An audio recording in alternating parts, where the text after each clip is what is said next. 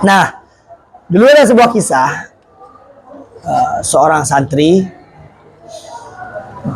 dia itu orang tuanya petani, dua-duanya petani,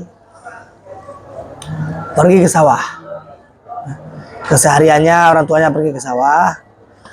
Seperti biasa, anak-anak yang lain juga bantu orang tua lah. Jadi suatu waktu itu udah panen padinya, panen. Dia tetap dengan setelan pakaian yang tutup aurat. Dia pergi ke sawah bersama keluarganya. Ketika di sawah itu ada orang lain yang digaji oleh orang tuanya untuk membantu pekerjaan sawah tersebut. Nah, biasalah kalau orang kampung kan, sambil kerja cerita, berbagi pengalaman. Nah, jadi yang mau kita terangkan apa? Ketika itu lagi anak-anak kerja setelah istirahat pagi, kalau nggak salah pagi, itu terjadi gempa. Setelah terjadi gempa, orang lain itu udah pada pergi menepi ke apa tuh kalau bahasanya, ke Atunggang, ke tempat jalan sawah. Apa bahasa Indonesia ya? Nah, jadi sedangkan santri tadi dia nggak goyang pun, dia tetap kerja. Itu orang tua yang ingatkan, katanya kan, mampir dulu istirahat dulu, katanya gempa. Terasa gempa kan, kita di sawah kan terasa gempa.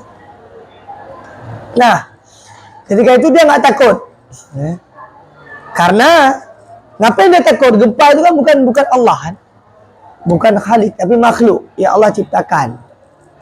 Jadi orang-orang yang bertauhid ini selain daripada Khalik, dia nggak takut. Neraka nggak takut dia, surga nggak dia harap. Itu orang-orang yang tauhidnya itu udah tingkat tinggi. Kita nggak beribadah masih mengharapkan surga, beribadah masih menakutkan neraka kan, masih berharap pahala kan, masih takut sama dosa kan. Kalau orang-orang tasawuf itu nggak lagi kayak itu. Kenapa kamu sholat? Allah suruh. Kenapa kamu pakai sifat? Nabi suruh. Kenapa kamu pakai peci? Nabi suruh.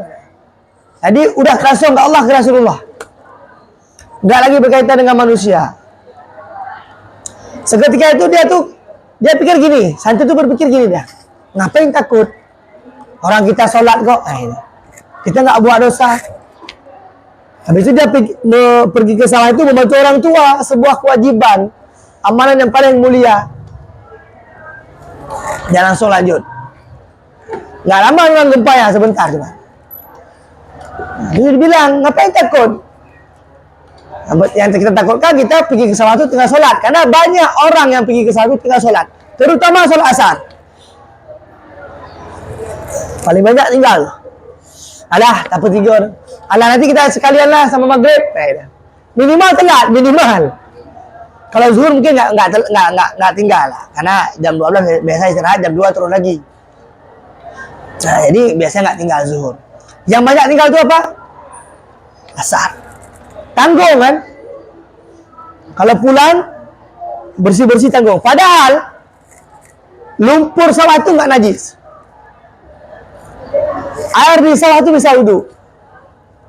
Kira-kira 5 meter misalnya, ada bangkai situ. Di sini kita bisa wudhu. Saking sucinya. Apalagi sawah-sawah sekarang udah kalau kayak kolam, udah kayak kolam sawahnya. Jadi nggak ada alasan untuk tinggal sholat. Nah, percaya tadi coba tanya lah sama kawan-kawan yang ada pergi ke sawah. Pasti asar tuh kalaupun nggak tinggal, misalnya nggak tinggal dia kan, masih kuat di mana? Minimal telat. Pulang jam 5 atau setengah 6, mandi-mandi bersih-bersih. Habis sholat asar, makan-makan dah maghrib. Makanya jangan sampai pekerjaan kita ini menjauhkan kita kepada Allah. Nah, makanya ada bahasa Jangan engkau membohongi Tuhan. Engkau mencari rezeki, tapi yang kau jauhi sang pemberi rezeki. Allah yarham, almarhum Yusuf pernah berkata dulu gini, pekan dia mencapai, kenapa bapak cari duit? Supaya saya kuat ibadat. Supaya saya enak ibadat. Kenapa makan enak, makan banyak? Supaya kuat ibadat. Ternyata setelah capek seharian kerja, tinggal ibadat. Lalai dengan ibadat. Udah lalai dengan harta, nggak ingat ibadat. Begitu juga, kenapa nggak sanggup sholat tarawih? Ada kenyang kali ini. Waktu kita ajak sholat sebelum buka puasa, sebelum makan, lapar kali ya rasanya. Ada nggak kayak itu? Ada, banyak kan? Jujur ya, jujur, banyak tuh. Lemah tak, tang tu malah hajat tarawih. Nggak sanggup ibadat. Alasan makan untuk ibadat, setelah kenyang makan, nggak sanggup juga untuk ibadat, ada kekenyangan. Nah, makanya ketika perut mengetat, mata merapat dia. Itu banyak orang kayak itu. Nah, kayak itulah kisah nyatanya yang dirasakan oleh Salti tadi. Dia lanjut terus kerja dah. Begitu asal dia berhenti, solat selesai. Nggak kepikiran pula dia gempa, orang udah pada berhenti semua, cari tempat teduh.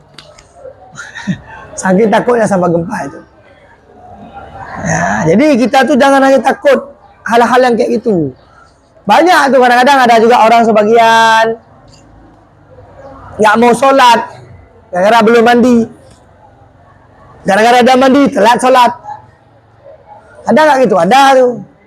Kepuman, ngapain kamu sholat kalau kamu nggak mandi, bau ya?